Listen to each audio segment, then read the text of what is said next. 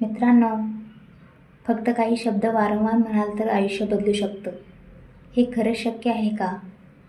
आज आपण जाणून घेणार आहोत मंत्रांचे खरे महत्त्व काय आहे.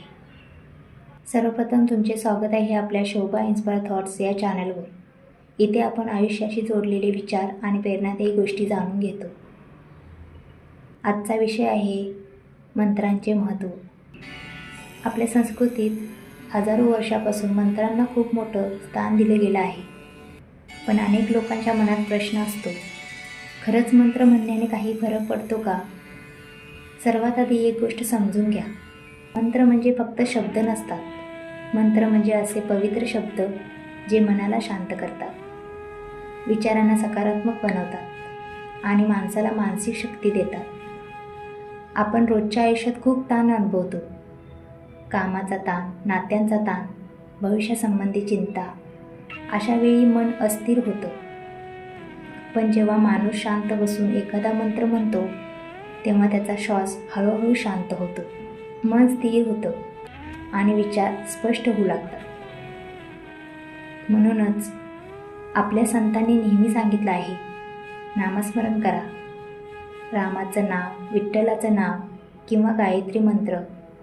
हे मंत्र फक्त धार्मिक परंपरा नाहीत, ते मनाला स्थिर ठेवण्याचा मार्ग आहे. इतिहासातही अनेक उदाहरणं आहेत जिथे मंत्र आणि नामस्मरणामुळे लोकांना मानसिक शक्ती मिळाली.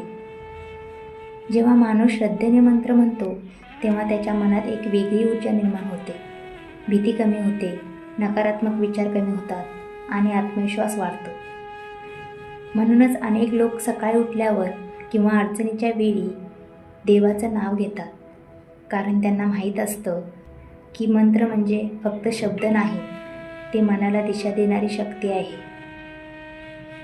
म्हणून मित्रांनो, आयुष्यात कितीही अडचणी आल्या तरी एक गोष्ट लक्षात ठेवा, मन शांत ठेवण्यासाठी आणि स्वतःला मजबूत बनवण्यासाठी मंत्रासारखा सोपा आणि शक्तिशाली मार्ग दुसरा नाही. कारण जिथे श्रद्धा असते तिथे मंत्रांची शक्ती नक्कीच काम करते.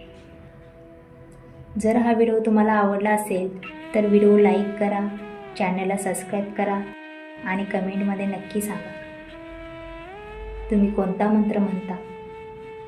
धन्यवाद. पुन्हा भेटूया एका नवीन विचारासोबत.